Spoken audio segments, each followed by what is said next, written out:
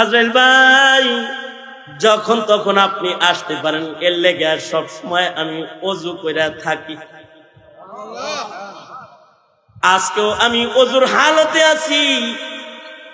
বুঝছি আজরাইল ভাই আপনি বুঝি আমারে নিতে আইছেন।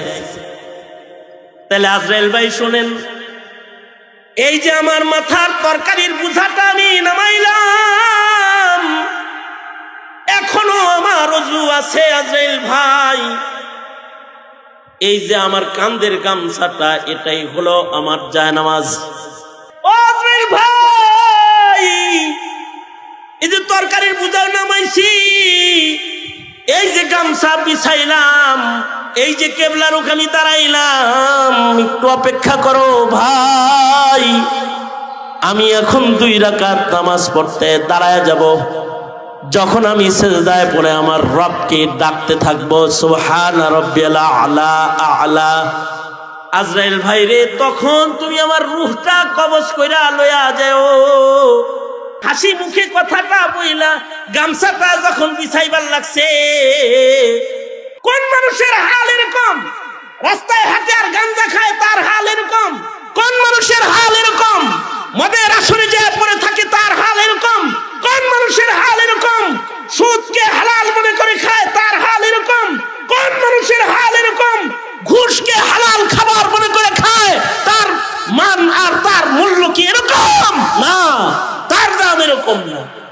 এক বুজুর্গ, সাধারণ একজন তরকারিওয়ালা, সাধারণ তরকারিওয়ালা একজন মানুষ বাজারে তরকারি বিক্রি করে আর জীবনযাপন করে, সবজি বিক্রেতা। এই সবজি বিক্রেতার গুণ হলো তার রাতের নামাজ কাজা নাই। এই সবজি বিক্রেতার গুণ হলো সে সব সময় ওযুর হালতে থাকে। আল্লাহু আকবার বলেন। ওযুর হালত বুঝছেন তো? আমরা তো মনে করেন, খালি মনে করেন 5 বেলা নামাজের টাইমে ওযু করি। আর কিছু মানুষ আছে, এদের ওযু চলে গেলেই তারা ওযু করে। তারা ওযু ছাড়া এক মুহূর্ত কাটায় না। যেমন হযরত বেলাল তাহিয়াতুল ওযু নামাজও ছাড়ে না, আর ওযুর হালতও নিজের থেকে সরায় না। নবীজি মেরাজ থেকে আইসা বলে, বেলাল, ফরশের বেলাল আরশে গেল কেমনে গো? জমিনের বেলালের আওয়াজ জান্নাতে গেল কেমনে গো? আল্লাহু আকবার জোরে করে বলেন। এ কালা বেলাল, তুমি এইরকম পাওয়ারফুল যে তোমার জুতার আওয়াজ জান্নাতের ভিতরে, কি আমল করো? বেলাল বলে, আল্লাহর নবী, ওযু চলে গেলে ওযু করি, আর যখনই ওযু করি তখন 2 রাকাত তাহিয়াতুল ওযু নামাজ পড়ি। এই সবজি বিক্রেতার একটি গুণ হাকিমুল উম্মত থানবী বলেছেন, এই সবজি বিক্রেতার গুণ হলো যখনই তার ওযু চলে যায় তখন সে ওযু বানায়, ওযু করে।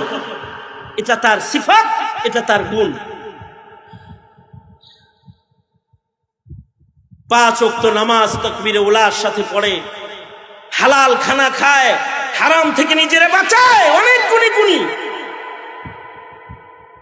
এই লোক রাস্তা দিয়ে তরকারির বোঝা মাথায় নিয়ে যাইতেছে।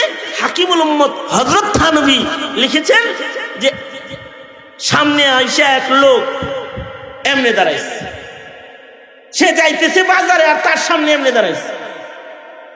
কে তুমি এমনে দাঁড়াইছো? জীবনে তোমার কোনোদিন আমগো এলাকায় দেখি নাই, চেনা চেনাও লাগে না তোমার, কে তুমি আবার এমনি খারাই? আগন্তুক যিনি সামনে দাঁড়ানো, তিনি বলে, আমি আজরাইল আলাইহিস সালাম, আমি ইসরাইল, মালাকুল মউত, রূহ কবজ করনে ওয়ালা ফেরেশতা। এই কথা বলতে আমরা হইলে তো ডরায় যাইতাম যে মালাকুল মউত আইছে। তোমারে যদি কয় আমি মালাকুল মউত এসেছি, আমি তো জায়গায় শেষ।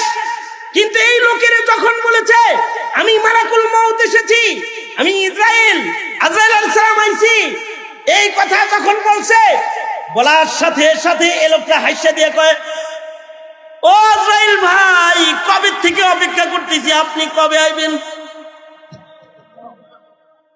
আজরাইল ভাই যখন তখন আপনি আসতে পারেন, এর লেগে সব সময় আমি ওযু কইরা থাকি।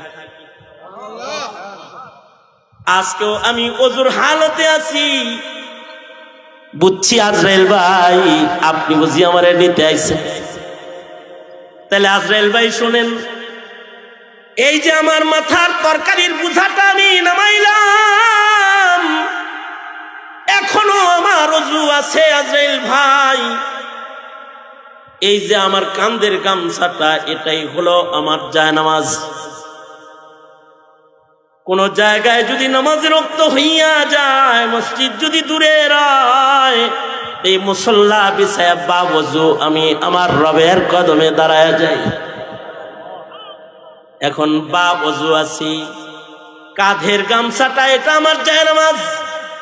ও আজরাইল ভাই, এই যে তরকারির বোঝাও নামাইছি, এই যে গামছা বিছাইলাম, এই যে কেবলার মুখে আমি দাঁড়াইলাম, একটু অপেক্ষা করো ভাই, আমি এখন 2 রাকাত নামাজ পড়তে দাঁড়ায় যাব। যখন আমি সিজদায় পড়ে আমার রবকে ডাকতে থাকবো, সুবহান রাব্বিয়াল আলা আলা। আজরাইল ভাই রে, তখন তুমি আমার রূহটা কবজ কইরা লইয়া যাও। সারা জিন্দেগি ভর নামাজ পড়েছি আর দোয়া করেছি, সিজদার হালতে যেন আমার মরণ হয়। আজরাইল ভাই, সিজদার হালতে আমার রূহটা তুমি কবজ করে নিয়ে যাও। হাসি মুখে কথাটা বইলা গামছাটা যখন বিছাইবার লাগছে, আজরাইল কয়, আসমানে তোমার কথা বারবার আলোচনা হয় বিদায় তোমারে দেখতাইছিলাম, আজকে আর রূহ কবজ করতে আসি নাই। তোমার নেক আমল আর তোমার ইমানের কারণে তুমি আসমানে বড় প্রশংসিত। আজকের মুলাকাত রূহ কবজের মুলাকাত নয়, আজকের মুলাকাত তোমার সাথে মুহাব্বতের মুলাকাত। আল্লাহু আকবার কাবীরা। এটাও মানুষের হাল। কোন মানুষের হাল এরকম? রাস্তায় হাঁটে আর গাঞ্জা খায়, তার হাল এরকম। কোন মানুষের হাল এরকম? মদের আসরে যায় পড়ে থাকে, তার হাল এরকম। কোন মানুষের হাল এরকম? সুদকে হালাল মনে করে খায়, তার হাল এরকম। কোন মানুষের হাল এরকম? ঘুষকে হালাল খাবার মনে করে খায়, তার মান আর তার মূল্য কি এরকম? না, তার দাম এরকম না। তবে হ্যাঁ, কিছু মানুষের মূল্য দুনিয়াতেও আছে, কবরেও আছে, হাসরেও আছে।